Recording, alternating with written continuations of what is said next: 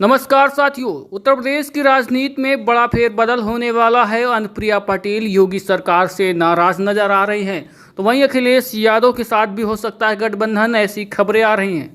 दोस्तों बताते हैं विस्तार में आखिरकार पूरी खबर क्या है।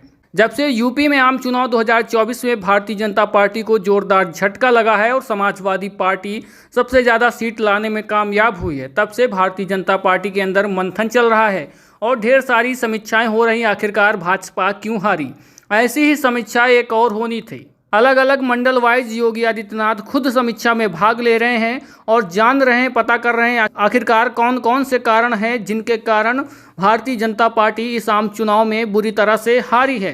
दोस्तों आपको बता दें कि हाल में योगी आदित्यनाथ ने जब मिर्जापुर मंडल की रिव्यू मीटिंग बुलाई तो उसमें सहयोगी दल के 2 नेता नहीं आए। दोस्तों आपको बता दें कि अपना दल सोनेलाल पटेल की अनुप्रिया पटेल और उनके पति आशीष पटेल सीएम योगी की बुलाई समीक्षा बैठक में नहीं पहुंचे। दोस्तों कितनी बड़ी बात है, योगी आदित्यनाथ जी बुलाएं और उनके ही पार्टी के सहयोगी दल जो हैं वो ना पहुंचे उनकी मीटिंग में, तो इसमें बड़े संदेश नजर आ रहे हैं। अनुप्रिया पटेल साफ तौर पर योगी आदित्यनाथ से नाराज दिख रही हैं। कुछ लोगों का तो यहाँ तक मानना है कि 2024 में करारी हार के बाद अनुप्रिया पटेल अब भाजपा का साथ छोड़ देंगी, वहीं समाजवादी पार्टी के साथ में आ सकती हैं। सियासी गलियारों के बीच इस घटनाक्रम के बाद अटकलें लगाई जाने लगी हैं। कहीं बीजेपी के सहयोगी रिव्यू से दूर तो नहीं भाग रहे हैं और कहीं ना कहीं भाजपा के साथ गठबंधन तोड़ने के फिराक में तो नहीं है।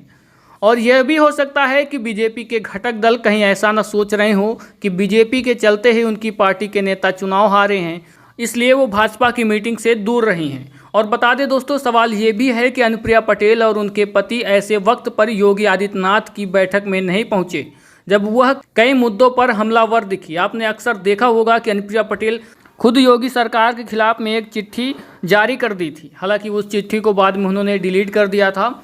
और ढेर सारी चीज़ें आ रही हैं जो योगी सरकार के खिलाफ इनके बयानबाजी भी दिख रही है, तो ऐसे में माना जा रहा है कि अनुप्रिया पटेल इनका साथ छोड़ सकती हैं। और दोस्तों आपको बता दें कि तस्वीरों के माध्यम से भी आप देख सकते हैं कि योगी आदित्यनाथ के साथ में आसपास के कई नेता, मंत्री, सांसद, विधायक दिखे, लेकिन वहाँ मिर्जापुर से जो खुद सांसद हैं अनुप्रिया पटेल वो नहीं दिखी। ऐसे में ढेर सारे कयास लग रहे हैं कि अनुप्रिया पटेल बहुत जल्द छोड़कर इंडिया गठबंधन में आ सकती हैं, क्योंकि जो पटेल वोट बैंक है आपने उसको भी देखा होगा कि किस तरह से अखिलेश यादव की समाजवादी पार्टी में बढ़ चढ़ कर पटेल मतदाताओं ने वोट दिया और अखिलेश यादव ने भी वर्मा यानी पटेलों को टिकट भी भर भर के दिया था। 11-12 प्रत्याशी केवल पटेल समाज के उतारे थे अखिलेश यादव ने लोकसभा के आम चुनाव में। तो वहीं पटेलों ने पाला बदल भी कर दिया है, वो कहीं भाजपा को कभी वोट दिया करते थे लेकिन इस बार समाजवादी पार्टी के साथ में भर भर के दिखे और परिणाम भी अच्छे आए। लगभग 11 प्रत्याशियों में से 8 लगभग प्रत्याशी समाजवादी पार्टी के जीते भी। ऐसे में जो अनुप्रिया पटेल की बहन पल्लवी पटेल भी अखिलेश यादव का साथ छोड़कर चली गई थी, वो पछता रही हैं। वो अखिलेश यादव के खिलाफ में पीडीएम मोर्चा बनाई थी और उनको भी अहंकार था कि वो अखिलेश यादव जी उनको 3 से 5 सीटें दें। और आप देख सकते हैं कि आखिरकार परिणाम क्या हुआ, लगभग जमानत सब में जब्त हो गई है और कहीं अता पता नहीं चला कि कौन सी पार्टी लड़ रही है उनकी और कौन से प्रत्याशी हैं और कितनी वोटें पाए हैं।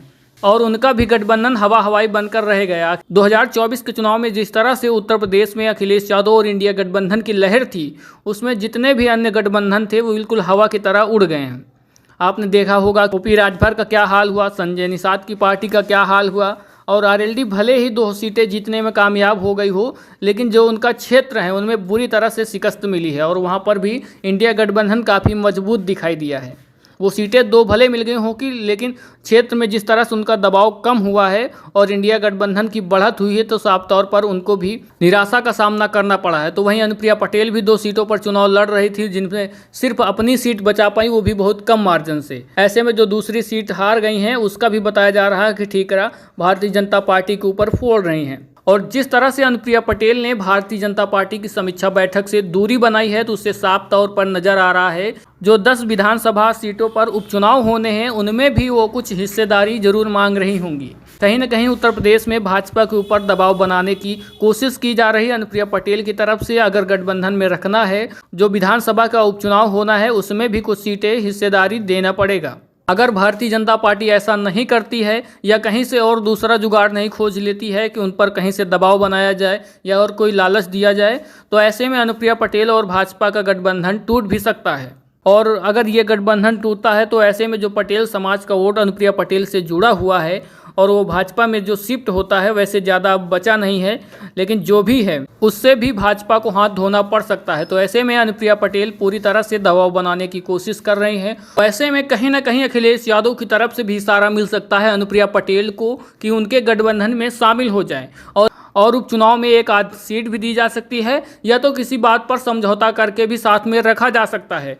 तो कहीं ना कहीं दोनों जगह पर उनके दरवाजे खुले हैं, तो वो इंडिया गठबंधन में भी जा सकती हैं और एनडीए में तो अभी हैं ही। और दोस्तों आपको बता दें, खास बात ये है जो अनुप्रिया पटेल भाजपा पर दबाव बना रही हैं, इसका मेन मुख्य कारण ये है कि 2024 के आम चुनाव में भाजपा की जो कम सीटें आई हैं, तो कहीं ना कहीं इसलिए दबाव बनाया जा रहा है। अनुप्रिया पटेल की तरफ से ये दबाव इसलिए बनाया जा रहा है क्योंकि भाजपा को जिस तरह से 2024 के आम चुनाव में कम सीटें मिली हैं, तो वैसे में जो उनके सहयोगी दल है उनकी भी अकड़ तेज हो गई है।